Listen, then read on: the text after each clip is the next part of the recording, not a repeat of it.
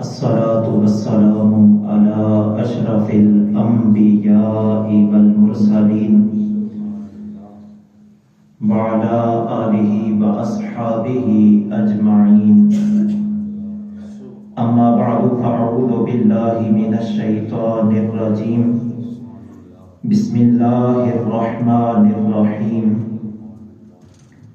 لقد رأى من آيات ربه الكبرى صدق الله مولانا العظيم الصلاة والسلام عليك يا سيدي يا رسول الله وعلى آلك وأصحابك يا سيدي يا حبيب الله الصلاة والسلام عليك يا سيدي يا رحمة للعالمين وعلى آلك وأصحابك يا سيدي يا خاتم النبيين.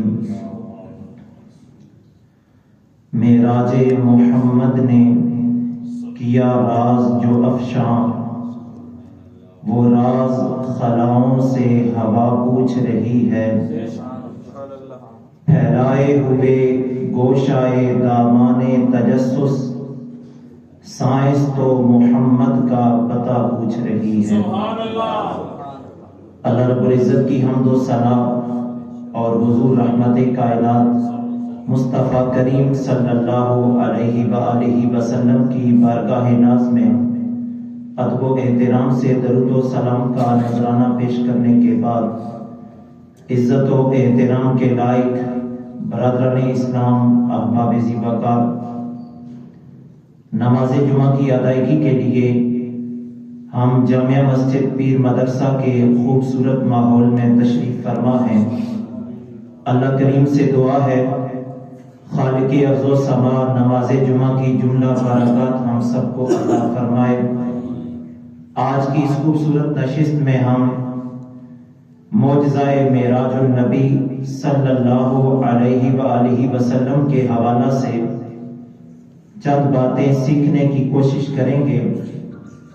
اللہ کریم کی بارگاہ میں دعا ہے اللہ میری زبان پہ کلمت الحق جاری فرمائے، قابل عمل باتوں پہ ہم سب کو عمل کی توفیق عطا فرمائے. برادران اسلام، معجزہ معراج النبی صلی اللہ علیہ وآلہ وسلم تاریخ نبوت اور تاریخ انسانیت کا وہ محیر العقول واقعہ ہے جس کی نظیر کہیں نہیں ملتی. حضور رحمت کائنات، سرور عالمیاں، امام الانبیاء جناب سیدنا محمد رسول اللہ صلی اللہ علیہ وآلہ وسلم کے لیے معجزہ معراج اعزاز بھی ہے اور آپ کی عظمت و شان بھی ہے. معراج النبی صلی اللہ علیہ وسلم کے اس عظیم معجزے کو خالق ارض و سما نے پارہ نمبر 15 کی پہلی آیہ مقدسہ میں بڑی وضاحت کے ساتھ بیان فرمایا ہے، اور سورہ نجم کی ابتدائی 18 آیات میں اشارات و کنایات کے ذریعے اللہ نے معجزہ معراج کو بیان فرمایا ہے.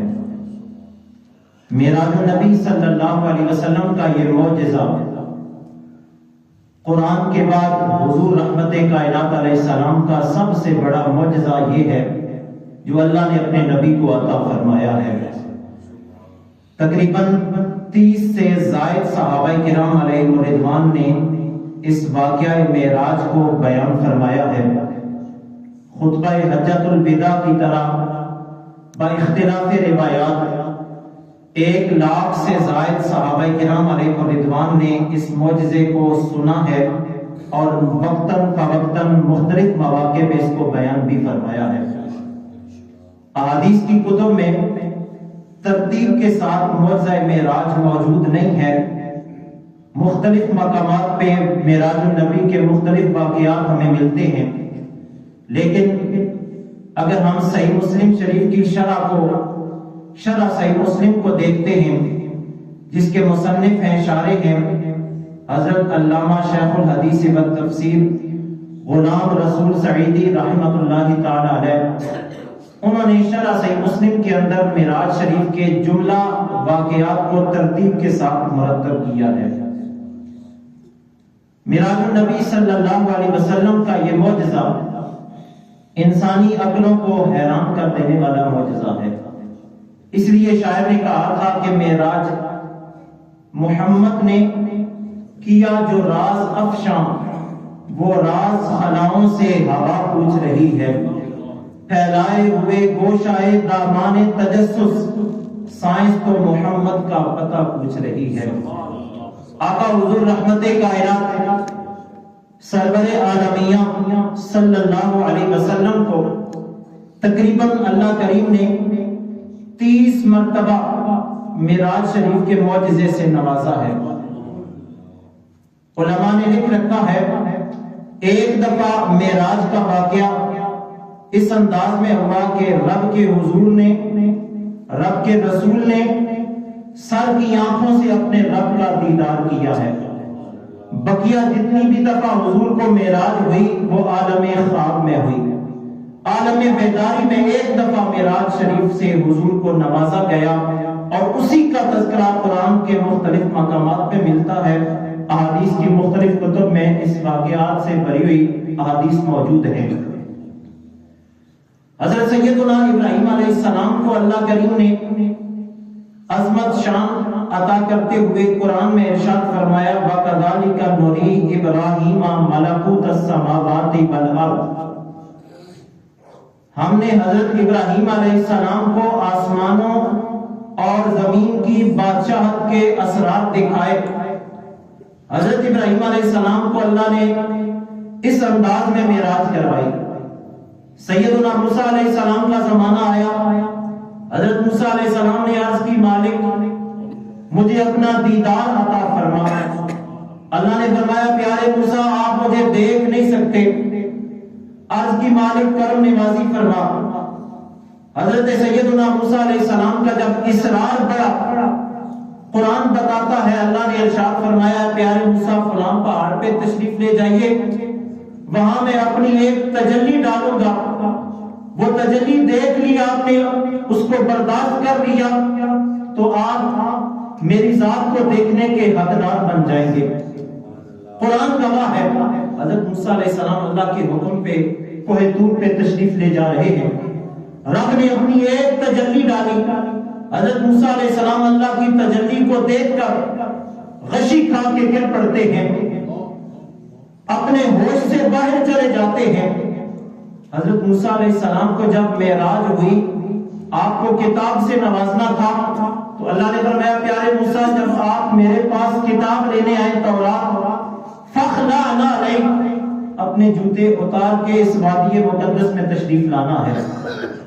یہاں پہ دیکھیے ہمارے حضور رحمت کائنات علیہ السلام کو اللہ نے جملہ سارے انبیاء کرام علیہ السلام، تمام رسل اعظام علیہ السلام سے بڑھ کے اعلیٰ رتبہ اور اعزاز عطا فرمایا ہے۔ حضور رحمت کائنات علیہ السلام کو جو معجزہ معراج عطا کیا گیا، پہلے انبیاء نے اپنی خواہشوں کا اظہار کیا تو انہیں معراج ہوئی۔ ہمارے حضور نے خواہش کا اظہار نہ کیا بلکہ رب نے خود فرشتے کو بھیج کے اپنے دیدار سے اپنے محبوب کو نوازنا چاہا۔ اس لیے اللہ نے حضرت جبریل امین علیہ السلام کو 70,000 فرشتوں کی نوری جماعت کے ساتھ جانے کائنات رحمت کائنات علیہ السلام کے پاس بھیجا اور یہ اعلان فرما کے بھیجا اے پیارے جبریل جائیے زمین پہ اور میرے رسول سے یہ اعلان کرتے ہوئے بتا دیجئے، ان کو فرما دیجئے کہ آپ کا رب آپ سے ملاقات کرنے کا شوق رکھتا ہے۔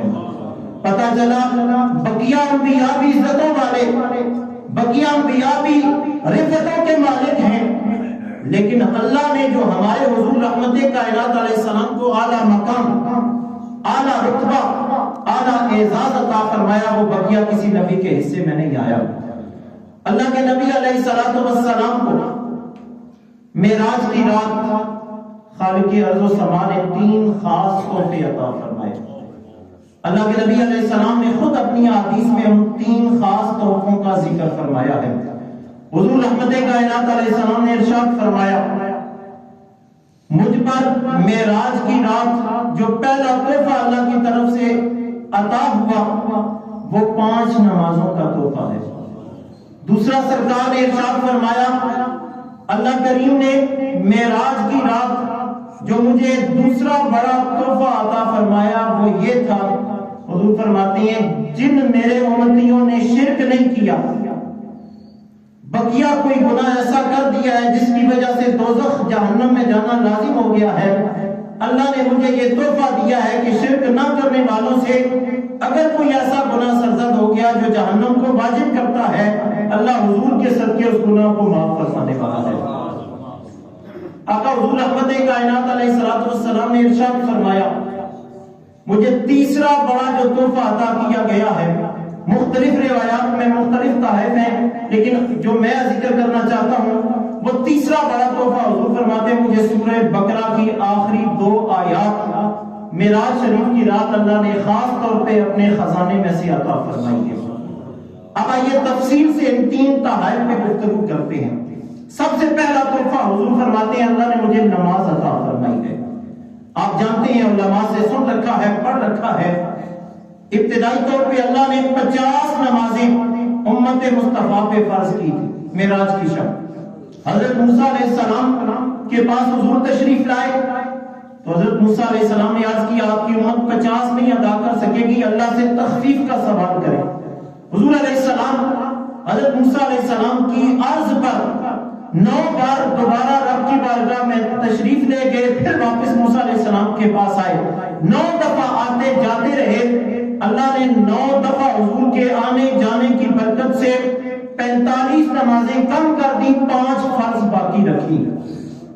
علماء فرماتے ہیں سوال پیدا ہوتا ہے یہاں پہ، اگر اللہ نے 5 ہی نمازیں فرض کرنی تھی تو پہلے 50 نمازوں کا تحفہ کیوں عطا فرمایا؟ یہ آنا جانا کیوں لگا رہا؟ اس کی وجہ کیا ہے؟ اللہ کے بارے میں تو اللہ کا قرآن کہتا ہے لا تبدیل لکلمات اللہ، اللہ کی باتوں کو کوئی تبدیل نہیں کر سکتا۔ یہاں دیکھیے اگر اللہ نے 50 نمازیں فرض کرنا تھیں تو 5 کر دی، اللہ کی بات تبدیل ہو گئی۔ علماء فرماتے ہیں بات یہ ہے اللہ کے کلمات تبدیل نہیں ہوتے، اللہ کی باتیں اٹل حقیقت پہ مبنی ہوتی ہیں، اللہ کا کوئی فیصلہ کبھی تبدیل نہیں ہو سکتا۔ یہ جو 9 بار حضور رحمت کائنات علیہ السلام اللہ کی خاص بارگاہ میں تشریف لے گئے معراج کی شب، پھر موسیٰ علیہ السلام کے پاس، پھر رب کی بارگاہ میں، یہ آنا جانا رسول اللہ کا حضور کی عظمتوں کو ظاہر کرتا ہے۔ اللہ نے مصطفیٰ جان رحمت صلی اللہ علیہ وسلم کی عظمتوں کا اظہار زمانے کے سامنے رکھنا تھا، اس لیے رب نے 50 نمازیں پہلے عطا فرمائی، حضور کے وسیلہ کرم سے 5 دے دی تاکہ زمانے کو پتہ چلے مصطفیٰ کریم علیہ السلام زمانے کے جملہ انبیاء سے افضل اور اعلیٰ نبی رسول ہے۔ اس لیے رب نے 50 نمازوں کا تحفہ دے کے 45 میں تخفیف کی اور 5 فرض کرا دی۔ اب قرآن کا اسلوب بتاتا ہے جو شخص ایک نیکی کرے گا اس کے لیے اس نیکی کی مثل 10 اور نیکیوں کا ثواب اللہ نامہ اعمال میں درج فرمائے گا۔ یہ قرآن کی آیت کا ترجمہ آپ کے سامنے رکھا ہے۔ یہاں دیکھیے اللہ نے فرض پہلے 50 کی، لیکن حضور کے بار بار تشریف لے جانے کی وجہ سے 5 رہ گئے۔ حکم شریعت یہ اللہ نے دے دیا پڑھو گے 5 لیکن ثواب تمہیں 50 کا عطا فرماؤں گا۔ یہ اعزاز، یہ رتبہ اور یہ کمال اللہ نے امت مصطفیٰ کو عطا فرمایا ہے تو حضور جانے کائنات علیہ السلام کے وسیلہ کرم سے عطا فرمایا ہے۔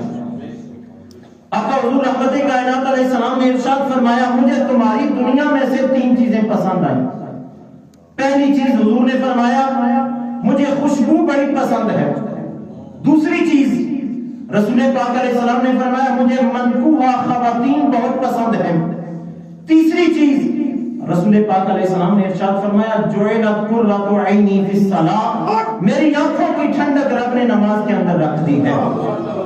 اب دیکھیے سرکار دو عالم رحمت کائنات علیہ السلام اس دنیا سے 3 چیزوں کو محبوب سمجھتے ہیں اور ان میں سے آخری جو پسندیدہ چیز ہے حضور کی وہ نماز ہے۔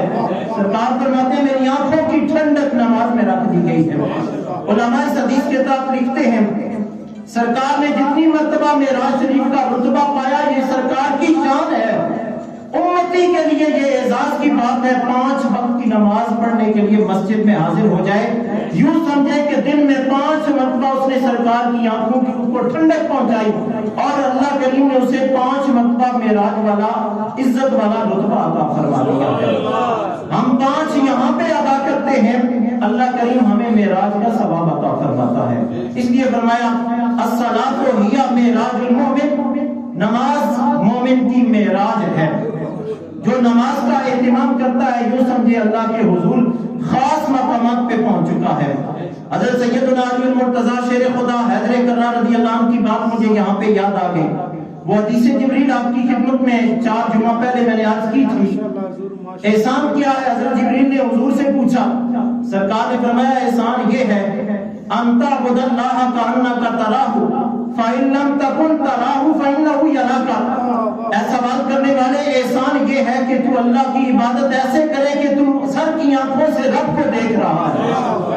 لیکن اگر یہ کیفیت تیری نہیں ہے, تو اس منزل پہ نہیں پہنچا, تو اس انداز سے اللہ کی عبادت کر کے وہ رب تجھے دیکھ رہا ہے. سیدنا علی المرتضیٰ شیر خدا رضی اللہ عنہ سے کسی نے پوچھا حضور جس رب کی عبادت کر رہے ہیں اور اللہ کے حضور جھک رہے ہیں, یہ تو بتائیں جس اللہ کے سامنے اپنا سر بسجود کرتے ہیں اس اللہ کو کبھی دیکھا بھی ہے؟ سیدنا علی المرتضیٰ شیر خدا رضی اللہ عنہ نے فرمایا علی کی کوئی نماز ایسی نہیں ہے جس نماز میں علی نے اپنے رب کو دیکھا. یہاں پہ علماء نے بحث کی ہے. علماء فرماتے ہیں امتی کا اس دنیا میں رب کا دیکھنا, رب کا دیدار کرنا محال ہے. حضرت علی نے سر کی آنکھوں سے رب کو نہیں دیکھا, رب کی تجلیات, رب کے اوصاف ان کے سامنے آئے. اس لیے فرمایا کوئی نماز علی کی ایسی نہیں ہے جس میں علی نے رب کا دیدار نہ کیا ہو. اس دنیا میں ایک ہی ہستی ہو گزری ہے جنہیں اللہ کا دیدار ملا ہے, اور وہ میرے اور آپ کے لجپال آقا جناب سیدنا محمد رسول اللہ صلی اللہ علیہ وسلم ہیں. ہر مومن کو اللہ اپنا دیدار عطا فرمائے گا, لیکن قیامت کے دن, قیامت سے پہلے کسی مومن کو رب کا دیدار نہیں ہو سکتا. یہ ممکن ہی نہیں, محال ہے.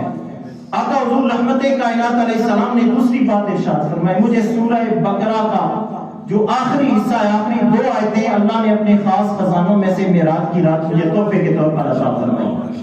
اب سورہ بقرہ کی آخری 2 آیات کتنی بابرکت آیات ہوں گی.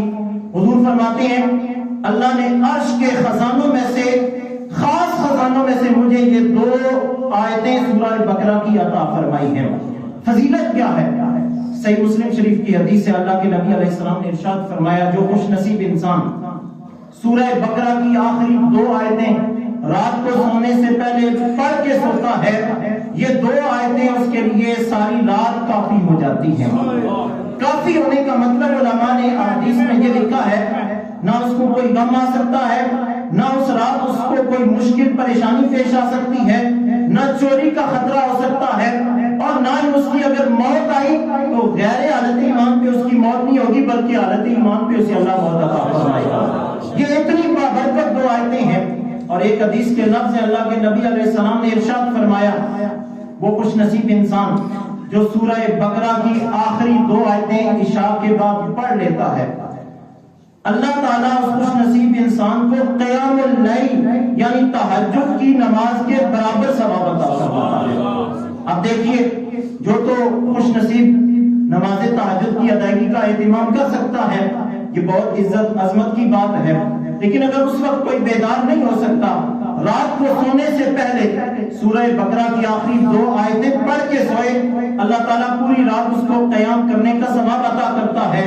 اور تہجد کی نماز کے قائم مقام یہ 2 آیتیں حضور نے رکھ دی ہیں. اس لیے ان 2 آیتوں کو سیکھنا چاہیے اور رات کو پڑھ کے سونا چاہیے.